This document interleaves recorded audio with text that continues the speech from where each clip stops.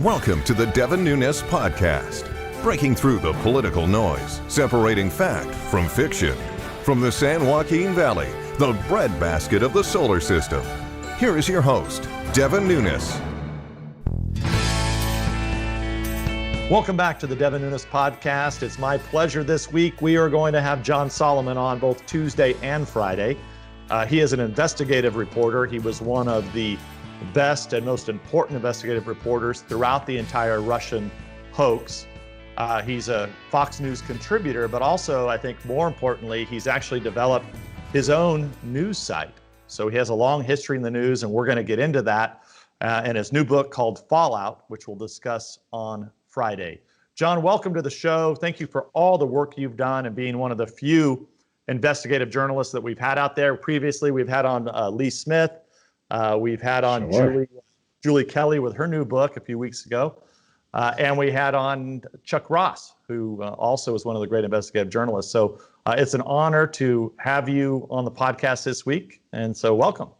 It's a great to be with you, Congressman. And thanks for all you did to help us get to the truth. I mean, when we started back in the spring of 17, there weren't a lot of facts out there, but because of your determination and other members of Congress, we were able to finally tell the American people what really happened in the Russia collusion hoax.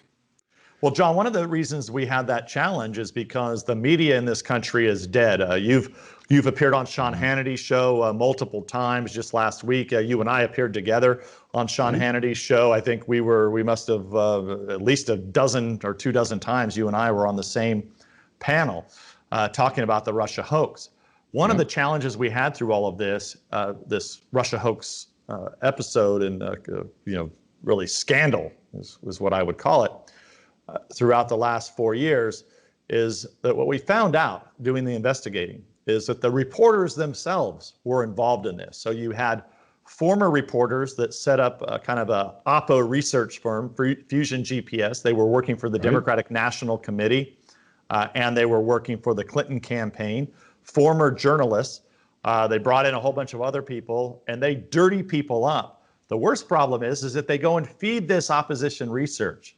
That's essentially stories that are made up out of whole cloth. They're very sensational because they're not true, like we found out with the Russia hoax. The media was in on this, John.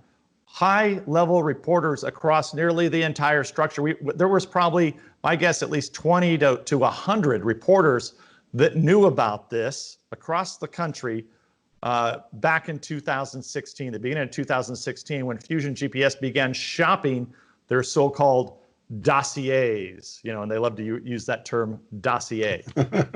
It was a lonely world out there. I know for you and Sarah Carter, when you have all the people that you've known for years, you worked with for years, they're on the take, John. They're on the take. They're taking these dossiers. So take us back to kind of 2017, when you first start to sense that something's wrong with this Russia hoax, and you begin to see that it's a hoax. What was that seminal moment that said, wow, my friends, the people that I've worked with for years have taken a very strange route, and you're going to go another direction, and you're going to get to the truth? I know it was a lonely path for you and others. Yeah, it was. But there was one seminal moment. So I think in January of 2017, my bosses at Sinclair asked me, John, go check this Russia thing out and find out if it's real or not. And I had a round of interviews with very senior FBI and DOJ officials and a few people in the intelligence community. Said, there's nothing here. There's a lot of smoke, but no fire. So I dropped off the case and really wasn't that interested in it. And then it was in March in 17, because I've covered the FISA court for years.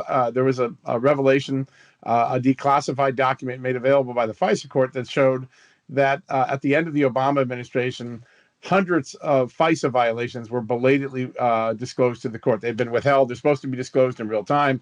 The Obama administration held on to them and then just showed up at the court one day and said, surprise, we've been having all these violations going back 3-4 years. And I dug into that story. I wrote that story. I went on Sean Hannity that night. I think it was around March or mid-March, if I remember correctly. And then I got home at night. It was about 11 o'clock at night. I pulled in my driveway, and there was a blue sedan sitting out by my mailbox. It's parking lights on, U.S. government license plates. As I got out of the car, these two guys approached me, very clean cut. They looked military or law enforcement. And he said, "Are you Mr. Soloman?" And I said, "Yes." And he said, "Listen, we want to talk to you about the story you did today." I'm thinking, "Oh God, am I in trouble now?" And they're like, "You're at the tip of a very large iceberg." And I said, "Well, what do you mean? What iceberg? I thought it was just a bunch of violations." And he said, "We can't tell you much because most of what we know is classified, but we can tell you that the U.S. Intelligence Committee, and particularly the FBI, has been used as in a political dirty trick. And if we don't stop it, America's at risk." And I'm stunned. I'm saying, "Well, what is it?" "I can't tell you much." And I talked to him for a few more minutes, and then I asked him, "Why me? Why now? Why are you doing this?" And I remember one of the guys, the guy on my right hand side, looked right at me and he said, "You rely on guys like us to stop the next terror attack, to stop the next counterintelligence threat in the United States. We use these very sensitive tools. If we lose them when FISA is renewed or whenever Congress reevaluates this stuff, you won't be as safe as night, and I won't sleep as well as night. That's why we're coming to you, and good luck with it." And so I had this little tiny tidbit, political dirty trick in the intelligence community. And that's when I realized that maybe what my colleagues were reporting was wrong. And we just doubled down, went back, and started following every piece of the iceberg. And, at the time, we didn't know about Steele being connected to Clinton. We really knew very little. Today, we know most everything. And what we know is the U.S. media, the national media, was a complicitous co-conspirator in spreading a very, very false story. Yeah, for sure. So, I mean, I'm assuming that doesn't happen every day. I've never been a journalist, but I'm assuming two guys never. in the dead of night coming up to you and saying, "Hey, we have issues." But I will say we've had some very important whistleblowers and informants that came to the Republicans on the House Intelligence Committee that really helped us in early 2017. If it wouldn't have been for those, we would not have discovered the unmaskings that were occurring, which is kind of ironic, John. In that March 2017 timeframe is also the timeframe in which I made public that they had been unmasking Trump transition officials. That's right. And of course, it kind of kicked all that off.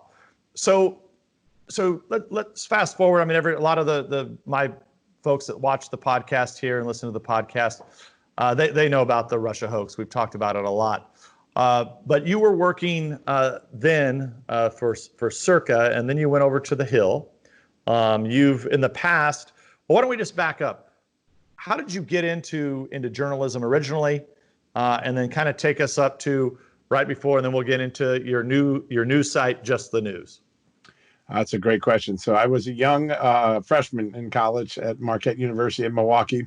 I wanted to go into journalism. I come out of a family of all law enforcement. So my dad and my brother, Irish cops, and I was sort of the black sheep of the family going into journalism. But I was trying to pay my way through school. I landed a really cool job putting in high school football scores at the UPI, United Press International in Wisconsin. I was there like 3 weeks, maybe 4 weeks. It was the end of early October, and President Reagan was coming through for his final campaign tour. This is 1984 election season. And the woman that was going to cover the event, it was a freak snowstorm or ice storm, and she was coming from Madison, Wisconsin. Couldn't get to Milwaukee. So I'm in there banging away on 150 football scores. And the editor goes to me, "Son, do you have your social security number and a tie?" And I said, "I do. It's in my briefcase." I said, "I give it to me." I'm like, "Why?" He said, "You're going to cover President Reagan tonight." I said, What? I don't know anything about this. He said, "Don't worry. I'll talk you through it." And I threw on a jacket and a tie, and I went over to a German restaurant called Mater's, where where President Reagan was coming through, and I was trembling. I had no idea what I was doing. And the guy said, "Listen, just listen to him, take some notes, and then call me and tell me what happened. I'll write the story for him." So I dictated something, but it was awful. That man made it sound amazing. He put it out in the wire. I went back to school Monday, hit my Monday night normal shift at UPI, and the guy came in and said, "There's a call from the vice president in Chicago for UPI. He wants to talk to you." And I'm like, "Okay, great." And he said, "Hey, did you do that story Friday night?" And I'm thinking, should I answer that story or not? I'm not sure I want to answer the question. I don't know how bad it was. He said, "Well, we're really proud of what you did. You stepped into the void, and so we'd like to give you a full-time job." And so UPI hired me full-time. And I was 17 years old. I hadn't even turned 18 yet. So you had just entered. This is your first year in college. I was 5-6 weeks into my freshman year when all this happened. I mean, I'd talk about just being blessed. And so I covered sports for UPI. And then I went to the AP. I worked for the Associated Press wire service for 22 years. I was a news editor in Wisconsin and Washington, eventually became the number 2 person in the Washington Bureau, the deputy chief of bureau. And I kind of oversaw investigative reporting, went to the Washington Post as the chief national investigative correspondent for the Washington Post, and then went to the Washington Times as their executive editor. Spent many years there managing that great newspaper, and then ended up at the Hill. after a brief stint at Sinclair. And then this year, I decided to jump out on my own 2 feet and try to start my own news organization. Yeah. So it's called Just the News. One of the Right. things that I tell people a lot, and if you listen to this podcast, you know this, that I tell people never Google, try not even to use DuckDuckGo. What you have to really do is you have to follow people that you trust. And now I'm trying to keep everybody even off of Twitter because it's such a sewer farm there. And a lot of people are moving to Parler, including you're on Parler. But you also have justthenews.com. And what I'm trying to coach people is don't talk to the mainstream media. Even the president, even President Trump, I mean, they shouldn't be talking to the mainstream media anymore because it's like walking into the Democratic National Committee and being waterboarded by all of their top lawyers. I mean, they're looking to just assassinate you. Yeah. And one of the things about, and I guess, you would be called conservative media, but it's kind of funny, John. I don't think you and I have ever even had a conversation about conservatism or Republicans or what have you. We've always just been, all of our conversations have always been about, you have leads and you're doing investigative work to try to get to the bottom of things. And that's one of the real challenges we have is that you have the atmosphere is filled up with extreme liberals working for extreme publications. And it's kind of funny, the very few publications that are out there or sites, news sites like yours, justthenews.com, you're immediately targeted with racist, alt-right, so they're always trying to disparage you, John, and you've been attacked a lot for this. But the funniest thing about this is whether, and we had Chuck Ross on a few months ago. I don't think even Chuck Ross I've ever had a political conversation about. So, I mean, really, conservative in my mind of the 10% that might even be conservative of all the sites that are out there. Even with that said, that's just conservative in the sense of it's like old school journalism, right? It's like probably what you did back in the mid 80s is what you're doing today. I'm never asking you to do, hey, make sure you do a nice political piece for me, John. I've never said that to you. And so, no, ever. So conservative doesn't mean conservative Republican. I think it just means old traditional journalistic values. And there's very few of those sites. So congratulations on your site. Thank you. Now walk us through what it's like. I remember when you came to me and you said, I'm going to start this. And I was like, wow, John, that's pretty ambitious. But you're growing every day. I know you're up. We are. You have over a dozen reporters now. So kind of walk the person who hasn't logged on to Just the News. Walk us through how you've started and how you're putting this together and how you come about writing the news on a 24/7 basis. Thank you for asking that question. Yeah, we started in late February. It took us a couple months to get everything up and running, the website and get the building and the real estate. So we're about 5 months old. This month we'll do about 15 million readers. So we've grown fast. We probably do about 6 million video viewers as well. And our goal is to, what I call, to commit back to the future journalism. We're going to go back to the way journalism was when reporters left their opinions at the threshold of the office and didn't express them, didn't try to pick winners and losers in news, gave people facts, remained neutral, and let people make up their own mind. That's not the routine for most of the industry today, but that's what we're still trying to practice. So neutrality, fair comment, balance, just the facts. And one of the most important tools we created for our reporters and for our readers is a thing called Dig In. When we write a story, we don't want to be arrogant like the New York Times, that you have to trust us. We're the New York Times. We put everything that our reporter has in their notebook in a new tab called Dig In. You can see the documents, the audio, the video, the links and the research, the footnotes, so that readers can go and click on that tab and say, yeah, these guys telling me the truth. Let me make up my own mind. We set out to create a news organization that would give you information, not indoctrination, and that we trust the readers to make up their own mind. So we'll write our story and then we'll give you our raw materials. And that's become extraordinarily popular. We see people clicking all day on the Dig In tab, and they'll ask questions about documents that weren't even in the story or barely mentioned in the story. It gives me enormous confidence that the American people just want news. They don't want people to make up their mind for them. They want to look at the facts and then they'll make up their own mind. And that's what we've tried to respect. And we've been rewarded so much. We're growing by leaps and bounds every day. We've got podcasts. 6 podcasts right now and more to come. Let's walk. and Yeah. we're- So let's walk through those podcasts. I've been a guest. Sure. I think I was one of your first guests when You were one of my first. Yeah. when you started the podcast, and it was just you. Right. But now you've grown. I know you have Cheryl Atkinson has a podcast. Well, walk us through your the 6 different podcasts you have on Just the News now. Yeah, we're really proud. So I have 2 a week. David Brody, the great CBN correspondent who also writes for Just the News, has 2 a week. Cheryl Atkinson has 1 a week. And then the pollster who does our polling, Scott Rasmussen, takes 1 number a day in a podcast. That's one of my favorite podcasts. And he tries to explain its relevance to the American people. And it's not always a poll number. It can be a census number, a statistic, something that tells us more about the America that we are today. And these are catching fire. They're growing every day. We're going to be adding some new talents in the next couple of weeks. I hope to get to 10 or 12 podcasts a week. And so Wow. and it's all news. Uh-huh. We just do news. That's incredible. So I didn't know that. That's going to be you're going to be the only you're the one-stop shop. It'll just be Just the News podcast. We hope. Yes. So and that's so if you subscribe to Just the News, do you get all of those podcasts then delivered to your device? Absolutely. You can listen to them on the website. There's a home called Podcast. You click on that, you can listen there. You can get them on Apple Podcasts. You can get them on Stitcher, Google Podcasts. We're on 13 different podcast platforms. Basically, any podcast delivery system in America we're on today. And you just search for mine. It's called John Soloman Reports. My favorite title of all of them is David Brody's. It's The Pod's Honest Truth, which I get a kick out of. And he's had the president, vice president on there. He's done a great job. We just do interviews. We ask people questions. We try to get to the truth. We often use our social media to find out what our readers are wanting to know before we interview someone. And then we try to ask those questions. So we try to be responsive to the public. All right. So podcasts, and then what? And I know you're doing some video, right? So Right. what? Walk us through kind of the video you're doing now, and then the video you might be doing in the future.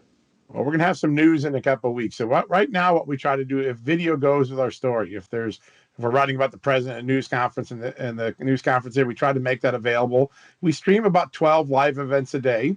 So news that's happening, we just will run on the site, on Facebook, on YouTube. We have a big YouTube channel that's going. And then anything that goes with the story, if there's a 2-3 minute clip that explains why the president said, we're not going to cut it down and manipulate it and try to pretend, well, these 9 words are what really he meant. We give the longer extended clip to people so they can make up their own mind. So I'd say about 50% of our stories today have video in them. But the most exciting thing we're working on, and we hope this will be public by Labor Day, is the advent of a digital television network. And we're working on that now. We're going to have some full shows. We're going to have some breaking news components and reporters coming in and out throughout the day. And I hope in August or early September to be able to announce that part of Just the News. It'd just be just another delivery vehicle. We also have a book division where we're beginning to write books about the news. Maybe our reporters broke a big story and there's something more in depth we want to talk about. We're going to publish 4 to 5 books a year as well under the Just the News label in partnership with Post Hill Press. So we're very, very excited about that as well. Well, that's great, John. And justthenews.com, we're going to get into your new book, Fallout, on Friday, on the Friday edition of the Devin Nunes podcast. So Thank you. Just, closing out here, you're also, kind of a average Joe, real guy. You started out in sports. So tell us about that. Like what was your favorite sport? Like what were you covering originally? What was that about? Growing up in an Irish family, you played all the sports you could. So I played basketball, baseball, and football. My brother was an outstanding pitcher, appeared in a couple of College World Series Division III. And so baseball was all of our passion. We played basketball because it was required, though we probably weren't as good. And then, I love sports. So when I realized in college I wasn't going to play competitively anymore, I wanted to write about sports. I did an article with Sports Illustrated, wrote for a lot of different places when I was growing up. And sports was my passion. And one day a guy came to me in the AP, I was maybe 3 years into my career, and said, sports is great, but you'll be a sports widow. You'll never be able to marry because you'll never see your wife because you'll be covering games days and night. You'll try news. It's a little more tolerable. And so I flipped over to the news division and then worked my way. Right after I graduated from college, I became a news editor in Wisconsin. So I was in charge of the news report for the state of Wisconsin of AP, and I got the bug. And I did my first investigative report that year. We did a project showing how teachers who were convicted of molesting students would move to another district and get a job, and that district wouldn't know they had a conviction for a heinous crime in another district. And we found over 100 teachers that had fallen through the cracks and got back in front of children. Some who had multiple sexual encounters, improper encounters with students. And there was a law passed for that. And I got the bug for investigative report. And I thought, well, this Irish cop family and this reporter could maybe put the two things together. And I soon became an investigative reporter. And if I remember right, so you grew up in Connecticut, right? I did. Yep. Monroe, Connecticut. So then you were working out of Milwaukee when you moved to Wisconsin? Yep. And then I came to Washington just before the Clarence Thomas Harrington. I guess that was the perfect time to learn how Washington was going to become, because those were very vitriolic hearings. So now you're an official swamp creature living in the swamp. Almost 30 years. You have 30 years in the swamp, and you have how many children? I have one son, Josh, who's autistic, an adult, lives with us, a wonderful child, has made my life so much more rich than I can ever imagine. And my wife and I will next month celebrate our 32nd anniversary. Judy and I were high school sweethearts, and we've never lost it. Well, that's great, John. And I think, this is one of the things I try to get across on my podcast is that, all these people that we interview, they have real lives. And a lot of time, we see you on Fox News, but we don't know, much about you or your family. But you've done a hell of a job. You've done a great investigative work. And I remember when you told me about you were creating Just the News, I remember my comms team, and you walked out and I said, man, I don't know if this is a good idea. Like, John's going to leave the Hill. It's, the Hill's been established for a long time. But look, it looks like it's doing very, very well. It's one of my go-to sites. So good. And I encourage everybody to go to justthenews.com, and we'll put it on the screen for those of you who watch the podcast on YouTube. So we're going to get into Fallout next. So make sure you tune in on Friday. Davin Nunes, catch you then. Thanks for listening to the Davin Nunes podcast. We invite you to subscribe so you don't miss a single episode. And remember, you can download this podcast on iTunes or at devinnunes.com. Storm clouds been gathering so long, I don't know. The darkness around us leaves no easy road. We started wondering if every road dead ends our dreams. Wind whips the dust up and rain's pouring down. Good people struggling in every hometown. We've started wondering if we even matter at all. We'll take that hard road to happier days, 'cause we've kept our American faith. Now it's not our first trial by fire like this. It's nothing hard working family can fix. We've got the power to save it all here in our hands. We'll take that hard road to happier days, 'cause we kept our American faith. As we, the people, free and strong, fight through the dark night toward the dawn. Freedom marches on.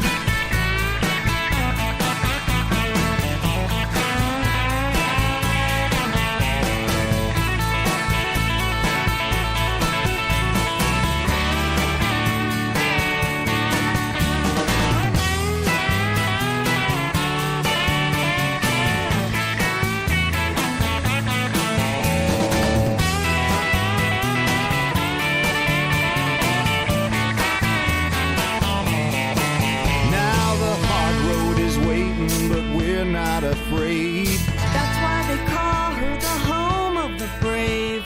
With a prayer and a purpose, we're already half the way there. We'll take that hard road to happier days, 'cause we've kept our American faith.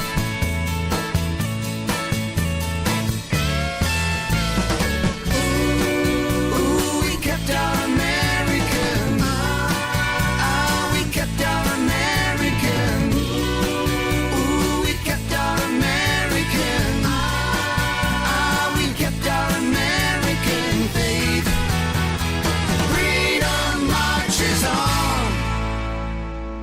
Paid for by Davin Nunes Campaign Committee.